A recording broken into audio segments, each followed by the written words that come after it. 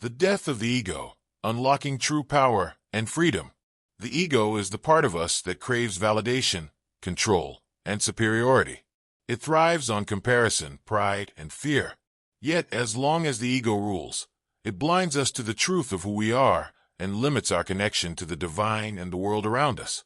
Why is the death of the ego so important? Freedom from illusion. The ego creates false identities, titles, possessions, and opinions. Letting it go reveals your true self, unshackled from society's expectations. Connection to the divine. A quiet ego makes space for the presence of something greater than yourself. When the ego dies, the spirit rises. Peace beyond comparison.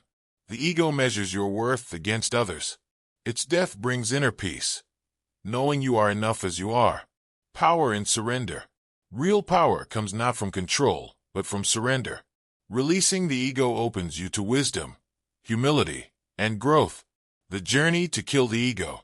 Practice humility. Recognize that you are a part of the whole, not above it. Seek silence. In stillness, the ego loses its voice, and the truth emerges. Serve others. Acts of service dissolve self-centeredness. Let go of attachments. Your worth is not tied to possessions, opinions, or titles. Embrace accountability. The ego blames. The soul takes responsibility. True liberation happens when the ego dies. You stop living for appearances and start living for purpose. You stop chasing power and start embodying it.